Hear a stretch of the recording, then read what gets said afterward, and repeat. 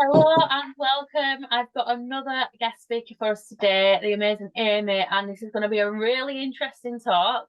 I love talking about this stuff because it really is interesting and it's essential if you want to grow your business, but also for life and moving forward as well. So we're actually going to be talking about overcoming business blocks. But before we get into it, Amy, would you like to introduce yourself and let our listeners know who you are? So, hi, I'm Amy, and I'm a belief alchemist. I'm a master healer and therapist, and I help women to reprogram their subconscious mind for success in all areas of their life.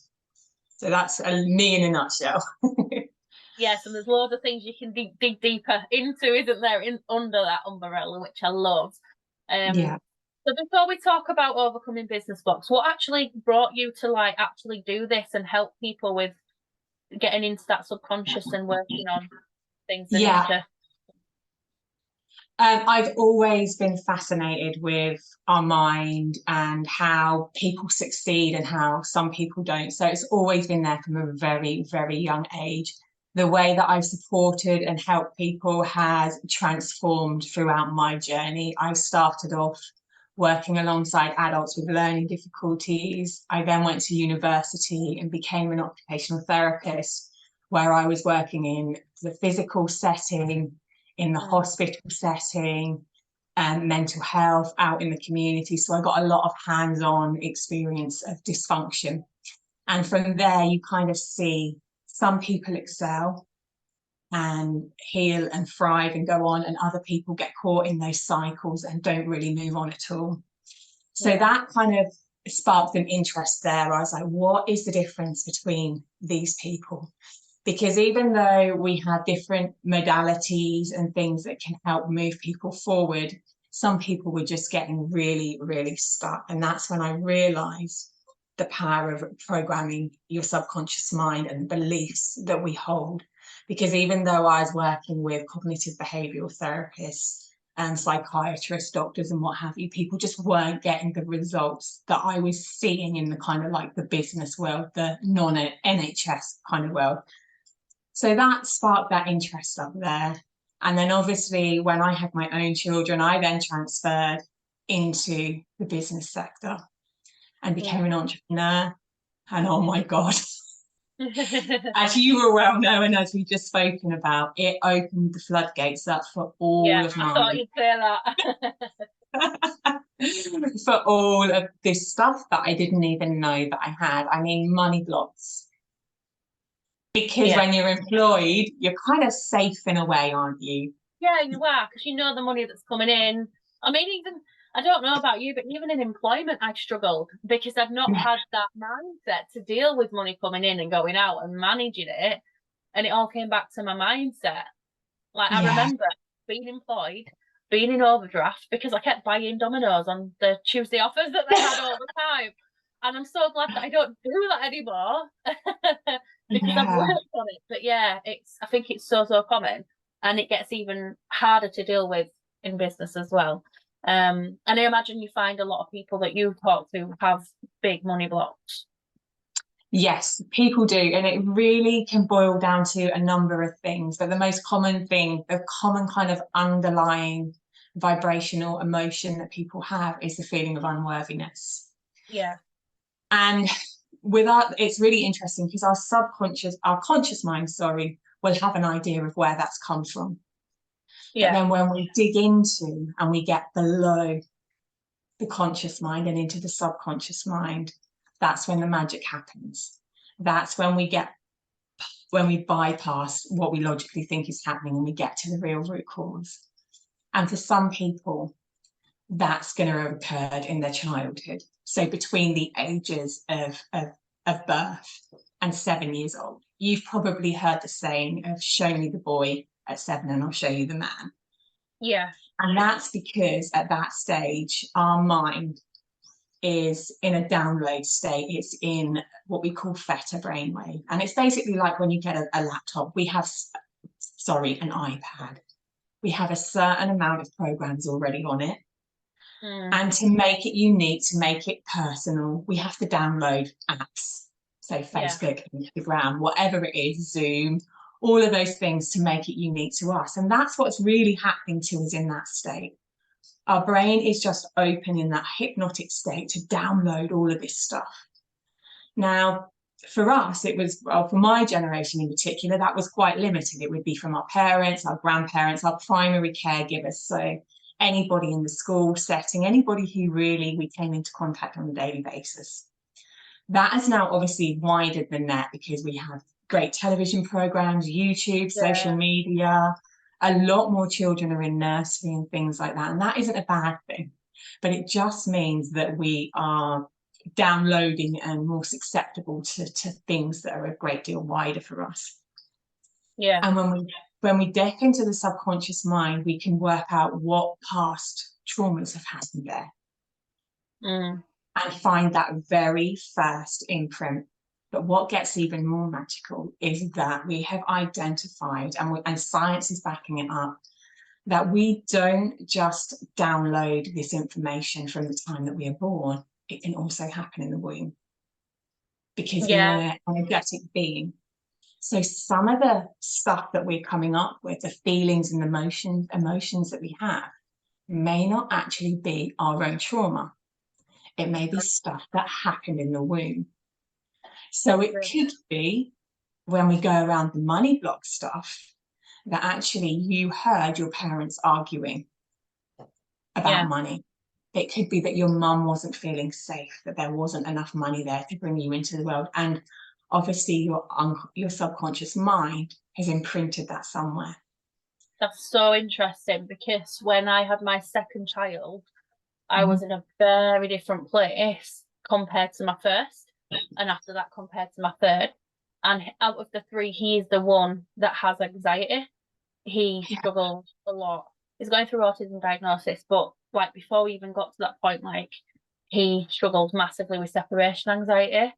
And I was really, really anxious during my pregnancy, and it was a really tough time for me. So I think that's possibly and we can feel guilty about that sometimes, but it's like gone, like, what's it called? Like a generational, pull through your generation, doesn't it? And your ancestors and things like that. And it's scary to think that it's happening, we don't even know. But the thing is, there is tools, resources, people like yourself that can help us with it. Like, thankfully, I have this awareness and knowledge that I wouldn't have if I'd not stepped into the world of business, because I wouldn't have met people like mindset coaches, parent coaches, people like you have been able to help me and then help my child. So I'm grateful for that. And we do have a lot of resources on our doorstep these days. So I am grateful for that. But like maybe years ago, people necessarily wouldn't have, do you think? So like, do you think people are overcoming and are more aware of their blocks now than they would have been like 10 years ago, for example? I think we have the ability to become more aware of them. I think it's because I'm like yourself, in the entrepreneurial world. A lot of people have been on a journey. And we're surrounded by it, the mindset stuff, the transformational stuff, the healing. So I think there's a new generation of people who definitely are becoming awakened, and that's going to filter in. But then when I look to my friends who aren't in that world and my family members, I would say there's still a little bit, but we're definitely getting there with mental health awareness and other stuff. So there's progress, but it's not as much as what I see in the entrepreneurial world. Which is it is a shame, really. Well, for me, in like my circle, it is mainly entrepreneurs. But outside of that, I have got a friend who I've known since like I was 11, and she's a little bit aware to this stuff, and I can openly talk about this stuff. But then family, I just wouldn't. They probably wouldn't get it. There's a long way to go, and that's okay as well. Like even my husband knows that I work on this stuff. Get some of it, not really interested, but that's okay too. But yeah, there's a long way to go, and hopefully I don't think everybody could, but hopefully more people will start to realize we can work on this and we can change patterns and behaviors, and it affects our life and our decisions and things we go through. It affects so much, doesn't it? But in terms of entrepreneurship, we do this common things. So when we came together before we started recording this session. We talked about a few of those, didn't we? Like I mentioned some that I see a lot in my clients, in my audience, and in me that I've gone through. And a massive one, imposter syndrome, comes up a lot. How have you found it dealing with that? Imposter syndrome is just your mind matter coming up. Yeah. And the best way the best way is to become consciously aware of it, of when it is coming up. Yes, we can go in and do the deeper work. We can go in, we can heal the trauma, but not everybody has the finances to do that when we're kind of starting out. So the best thing that I would say is just to listen to it and just kind of go, okay, that is my mind matter. Yeah. Give it a name. Give your mind matter a name, whatever works for you, Becky, Bruce, Bob, whatever. And just listen to your mind matter. Sorry, there's an aeroplane going over. Because what you'll get to realise is that your mind matter can tell you some really stupid things throughout the day. Some absolute nonsense things. And if you can get in a place where you actually listen to it, oh my God, that is so silly and so funny, then when imposter syndrome starts to come up, you will look at it through those same eyes. You'll go, actually, that's not true. Yeah, I've done it. Yeah, and you can sit there and you'll just laugh at it. You go, what? And you can just go, what? Whatever the name is for your mind matter, you can just go, oh my God, what are you rambling on about today? Have you got it out of your system yet? Kind of thing, and let it roll, because it's an emotion, it's a fear, it's what have you. But because you're not going to stop it, you can't just say, oh, shut up, because it just gets louder and worse. But if you can kind of just see it for what it is, realize that it's trying to protect you, it's trying to keep you safe for whatever reason. You don't have to know the cause of it, just let it come in and let it go out. If you're finding that it's getting a bit bigger, try journaling, write it down, or just change the energy, because as we know, energy is emotion. So go out for a walk, put some music on, do some dancing, go for a swim, do some breath work, whatever it is that works for you. You've got to find your ways and just change it. So that's where I would start. But if you do have money to invest, I would definitely do it, because getting into your subconscious mind is just amazing, and it transforms things without you even really noticing that it's happened. When I work with clients, I have to at the end create almost a plan so that they can notice that the transformation has happened. Because when we're working with the subconscious mind, obviously we know that 90% of our daily activity happens in the subconscious mind. So we have to make our conscious aware that those behaviours have been changing. So it might be that they start showing up on social media and haven't even clocked it. Yeah. It might be like months down the line and you're like, oh, I've been doing this.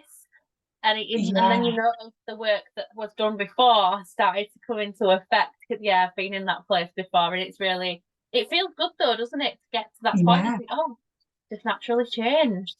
Yeah, and that is the beauty of working with the subconscious mind, because then you're not having to stop and think, because it happens on an automatic process like it should do. Because it's when we have to take back control, that's when the mind matter gets in, and that's when we start to believe that, and we want your beliefs to change.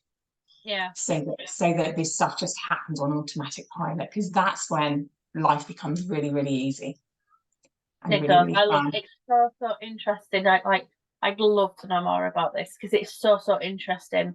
I've had hypnotherapy twice, which speaks to your conscious mind, and the second time was in particular for a fear. And as entrepreneurs, we talk about the fears affect us as well. And it was the fear of the dentist, and I went, and it wasn't perfect, but I was okay.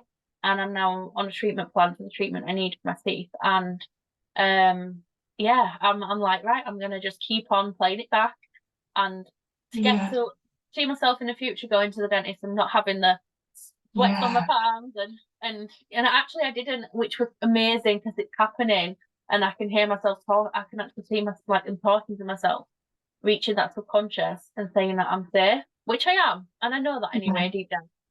And it's really interesting to see that work. And fear comes up, it does, and fear are big, big blocks in business. Like when we were talking about the types of blocks that we get, I mentioned fear of success and fear of failure, which I've Yeah. been through. I see a lot of people talk about all the time. So if someone's feeling like that, which are complete opposites, which can be quite confusing because you've got, yes, I want to be successful, oh, but that's scary. But then there's the fear of getting success and failing. And sometimes we have stories that, like you say, have created that Yeah. subconscious shift and create that story for us. What would be your advice from your experience when dealing with both the success and failure fears? Really to dive into your subconscious mind, because what we are finding is that there will be an imprint somewhere, because our subconscious mind is always there to support us, to love us, to keep us safe. And it doesn't know that we're moving to a place that is going to be even better for us. So its role is to pull us back and keep us where we are, because even if where we are isn't serving us, it knows that we're safe and we're surviving. But when we dive in to the subconscious mind, now I don't do hypnosis, I work with finding that first imprint. So we Yeah, go in, we find that first imprint, and then we heal that imprint. that's so important to do. Yeah. So that, say for example, when you was using the example of you going to the dentist, you wouldn't really have to keep doing the hypnotherapy, because we've already gone in and give that version of you what it needs. So Yeah, if you find out that it's in a place where it's not feeling safe, we can help that make it feel safe.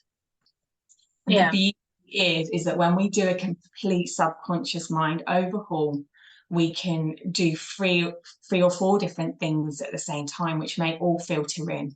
Because quite often when we have one behavior playing out in our lives, there's lots of different events that have kind of filtered into that, and we have to go back and heal all of the parts and give them what they want to really, really shift it. So my advice would always be, go and find out if you can afford it. Go and find out how, go and get into your subconscious mind, find that place and shift it, because it is going to absolutely transform your life, and the ripple effect is massive. We're only finding out about how we can change our own kind of biology if we've got illnesses and things that are going on. Whereas before they thought that the kind of cell and our biology was static, we're actually now finding that our beliefs, we can change the environment of the cell, which can change the way that it kind of is functioning within us. So all of this stuff isn't just about kind of earning money and the physical stuff. It can actually really heal your body in that sense as well. And that's what I'm seeing with my clients as well. Things in their health are just transforming as well, getting rid of ailments and things that they've had. So wow. it's mind-blowing. And like you say, when you start going down the rabbit hole, your life really does just start to change. Like you've noticed in yourself, I've noticed within myself, my clients notice. So yeah. I So love has that. that answered your question, or did you It want the has. specifics? Has, no, because I feel like it's like layers, and I know that like this terminology is used a lot, like you don't onion peel and layers, but it is, and just people that maybe have not come across this type of thing. Like my experience is that you'll have a layer that says, I'll use the fear of the dentist, right? Because it's one of mine. Mm, The top layer is I've got a fear of dentists. I'm aware of that. But then it's peering like the next layer back. Okay, so how does that make you feel? What's the experiences like when you go to the dentist? Then we've got that next layer where I already have tapped into the subconscious and mm, changing how I feel when I go to the dentist. But what I could actually do is go even further, which is where like you would come in and mm. actually see, okay, where does that, and I don't know where it comes from. I actually Yeah, don't have a clue. So obviously we can go further and discover that. Because I actually also have a fear of drowning, and I've been like, how, why, what's happening? So I actually pushed myself to jump into a pool. I've never done this before, and I did it this year, to jump into a pool just to know that it's okay. I still swim out, get out, no safe. And I did it. And Wow. did I shake and get, you know, very anxious and my heart was beating? Yes, I did, but I did it and I felt so amazing from doing it. And I was like, I still want to know where that comes from. And Yeah. actually, it came up that I discovered it that apparently on a holiday when I was younger, my mum told me I saw someone drown. Maybe that's why I'm like, how have I got to nearly, I'm 30 now, but how at that point did I get to nearly 30 and not know that I'd witnessed that? So obviously I was going to be scared of that happening to me if I was in water. So it's like peeling back those layers. My subconscious has obviously held on to that. So what else has it held on to that Yeah. could potentially affect, obviously in this instance, business, but what are we holding on to that affects our life? Yeah, and it can even go even deeper than that because, like we were saying about like the generational curse, it can be past lives. And you Yeah, might find, especially for us women, we have like the witch curse. we do. I love talking Yeah. about So it may be that actually what your mum may have logically connected that moment, which makes perfect sense. You've seen something, it's scary, and it's caused an imprint within your subconscious mind. But your subconscious mind might go, actually, no, that wasn't at all. It was a past life, and you may have been on a witch hunt. Someone may have drowned you. Who knows? For I've different thought people, about different. this. Yeah. Yeah, I have because I love witchy stuff and I'm really into it, but I kind of like hide myself that side of me a little bit. And I thought maybe Yeah. I'm hiding it because previously I got drowned for it, and that's why I Yeah. don't care. Even though I know nobody's gonna come along and drown me now because I'm interested in like No. witch stuff. But in the past, we just don't know, do we? I'd love to do a past life regression as well. I think it's Yeah. so And interesting. that's exactly where the places that I go. So we identify the imprint, past life, womb, or present life, and we go in and we find out. And I have to say, I was a bit skeptical about the past life stuff. And the first time I had one come up for me, I really had to settle down my own mind matter to Yeah. allow it to happen. My mind was going, "This is rubbish.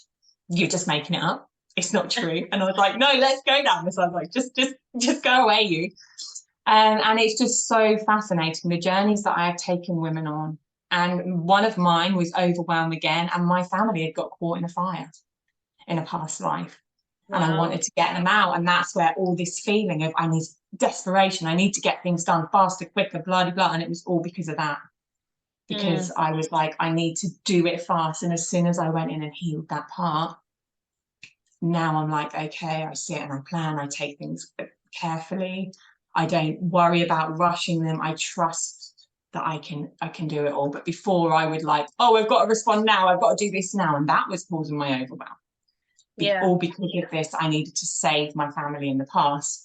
And again, that all brings in with like they're finding it out now. Science is backing this stuff up, that this all gets imprinted in us, in our genetics, and it stays with us. So we really do have to break that generational curse to Yeah. stop it going on to the next generation.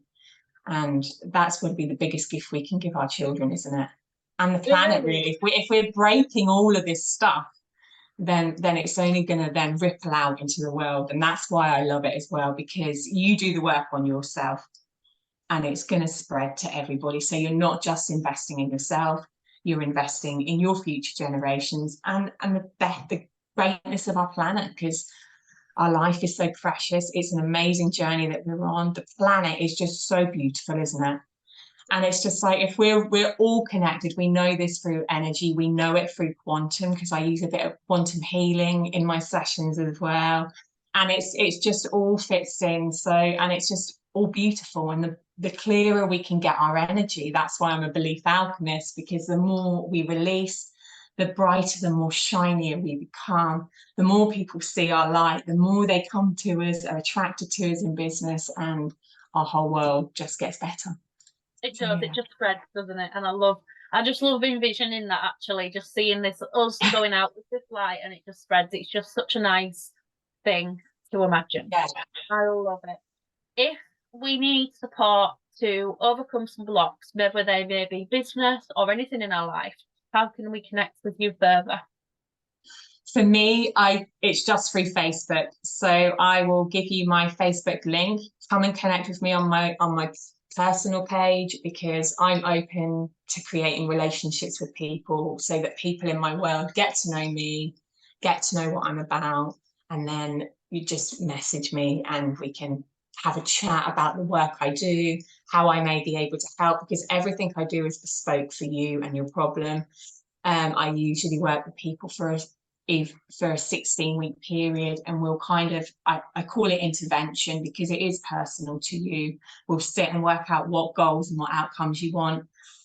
And then we'll go in and we'll see what's coming up. And because people have weekly contact with me via Messenger, we can then adapt it and change it as need be.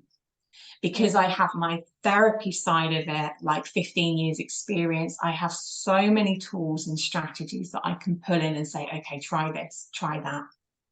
In the sense of, because even if we go in and change the subconscious mind, we still need to change things in the physical, which is really keeping you on track.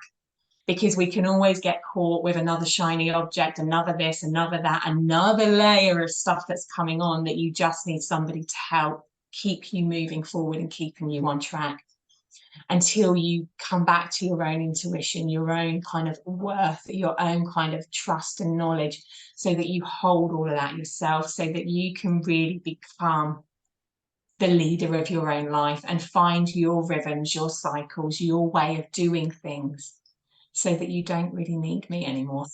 Because that's what I want for people. I want people to be empowered. I want them to know themselves. I want them to be in their own self-worth, so that they can go out and flourish and teach it to the next generation, because our children are beautiful little beings and they deserve it.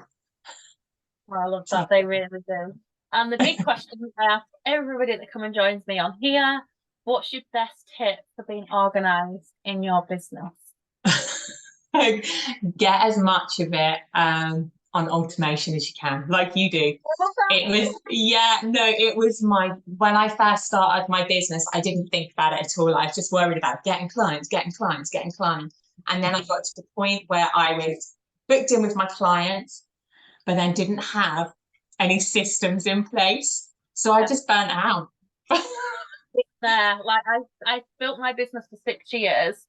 I didn't really have anything automated, and even then when it took off, like my first business, didn't really automate anything, even like when I closed it in. But then when I started this business, because I knew what I was doing, I knew how to build a business, I knew how to connect with people, it took off pretty much straight away. And instantly I was hit with, oh God, I need this to just happen for me and not me have to go in and action everything. It just got really complicated, and it just saves you time, saves you energy, and just makes life easier. So I'm glad you said that, because no one said that. Everything needs to be duplicatable, doesn't it? Because that's exactly where I got stuck, and you become overwhelmed. You can't scale up because you haven't got those systems in place. You can't hand jobs onto other people. So you almost have to go back in and unpick it and put those systems in place, so that you can then hand stuff on, so that you can come and step into being the real CEO of your business and bring more money in, and be able to kind of grow your audience and everything that comes with being a business owner. Because I love the healing side of it.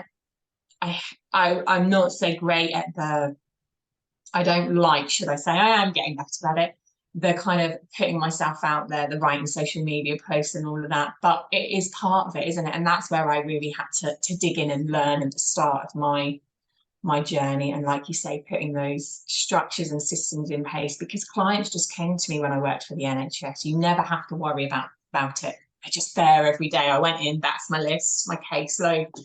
But it was different, and that was a real mindset shift for me. I was like, oh, I've got to go out, speak to people. You do, and kind of, and it brought up all this nonsense for me. It's like, well, can I get change with people? Can I get this? Can I get that? It's like, of course you can. You've done it for the last 15 years. But as soon as I put myself out there, it was all different. Yeah, it definitely is when we do it. Yeah. Thank you so much for joining us. Please do check out the show notes where you can go and connect with Amy if you want some support with your own mindset shifts to overcome the blocks, whether it's in your life or business. Thank you. Thank you.